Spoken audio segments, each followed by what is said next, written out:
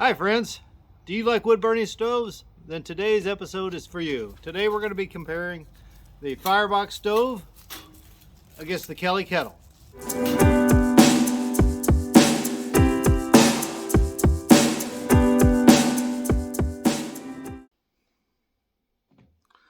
Okay, let's go ahead and get this thing started here. Alright, so I'm starting out the test like my other tests that I've done, where I'm doing a side-by-side comparison. And from my perspective, if you're going to do a test of a stove, you need to do it for the entire situation. So it's not just a matter of when you got your stove hot and then you get your water started.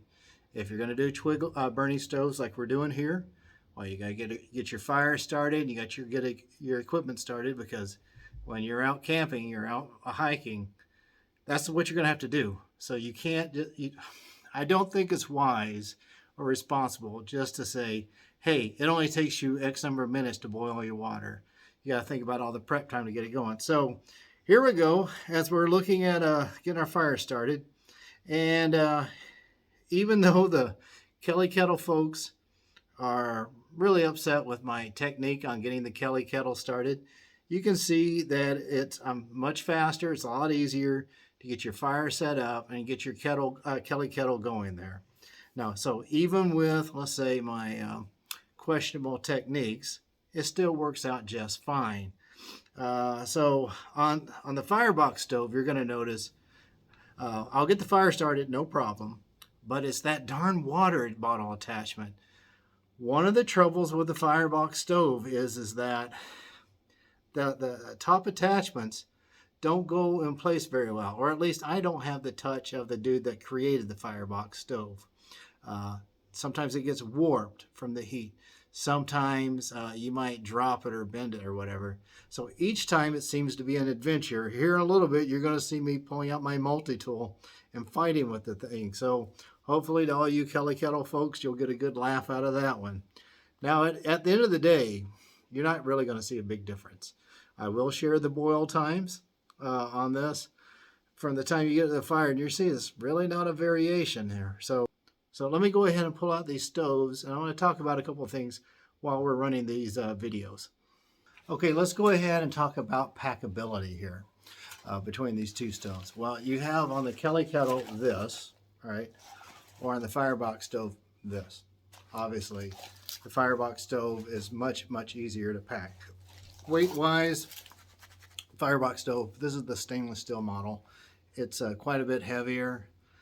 If you're doing a day hike, not a big deal. If you're looking at a through hike, you're probably not looking at this one.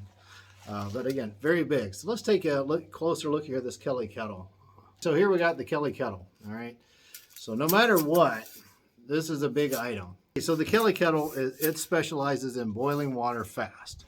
It can do some other things, but really its primary thing is twig burning, boil water, okay?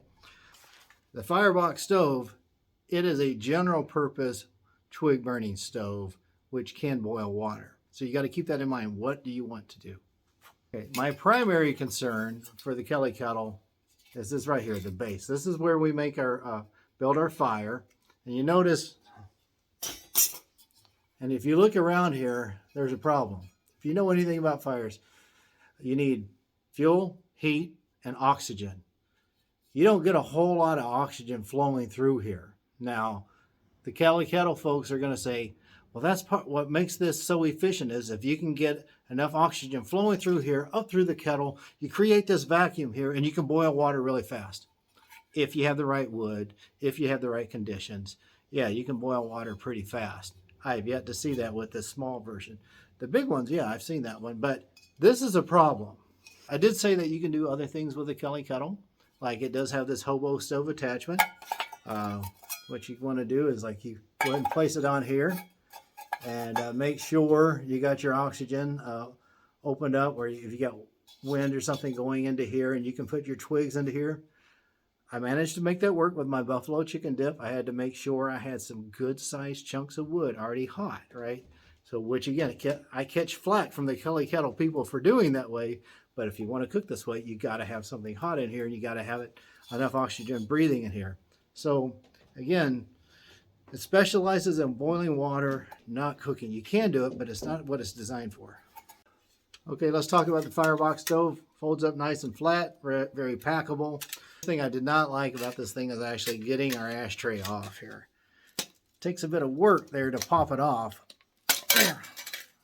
Anyway, it takes a bit of work on there to pull that one off. Again, maybe it's just I'm not as efficient at it, but honestly, this thing came pretty tight and I had to loosen that one up. Now, what I like is that it's got these skewers here, and you're going to see that I have used it to make, like, I've cooked up shrimp kebabs and some side of rice. Okay, so the Firebox stove is really cool because you just open it up like so. There's a flap on the inside. Let's see if I can find it right here. Just flaps on down like that, and voila, your stove is set up. So I like that. It's tough. Now, notice right here, we've got oxygen all over the place on this thing. Okay, so you can feed wood on both sides. You got air flowing in through here, so you don't have to be quite so mindful of your fire. And if you actually watch it in action, you see the gas burning, the wood burning gas effect on there. Okay, here's where I have mixed feelings on the Firebox stove. I love this setting. I really do. I like the idea of putting it down on the top, having as much heat as possible. The trouble is, getting this thing in place is a real pain. I mean, I've used this several times, and each time is a brand new adventure. All right, so let's go ahead and talk about cooking. One of my favorite meals that I like to prepare to test out a cook stove is my buffalo chicken dip. With the Firebox stove, I was able to cold soak my food, then make a little fire, and just let it simmer, and it worked great. With the Kelly Cook Kit, with that one, since you're boiling water, I had to put hot water on there. I let it steep for a while, then I put it over the hobo stove to finish it up. It worked fine. But that's pretty much the extent of what I've done with the Kelly Kettle. So I have done other things with the Firebox stove that I wouldn't try with the Kelly Kettle. Like I've done shrimp kebabs with rice. I've done hash browns with salmon, trying to do what the Firebox stove guy does. That worked out really well. I've also made a nice breakfast burrito.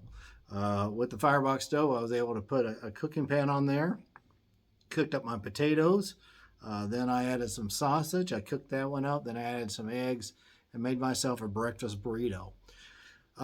Again, I would not try that with a Kelly Kettle just because it doesn't breathe enough. Another thing that I did was I grilled some chicken. I threw a couple of drumsticks on there on the grill, and it took a little while because grilling chicken takes a while, but it came out great. I would not want to try that with the Kelly Kettle again because it just does not breathe well enough for that. All right, so one of the selling points of both of these stoves is because they're twig burning, you don't need extra fuel. Now let's think about that. So typically you're going to go out in the woods with some type of fire starter, whatever the product of your choosing is. But eventually you might run out of that. So each one of these groups say that all you need is twigs. Well, if you run out of fire starting material, then you're going to have to resort to survival stuff with friction fire. You might have some char cloth, but eventually you're going to have to make some charred materials on that. That requires a bird's nest. Now, I've tested that on both of these stoves, and only one of them stood up to the test.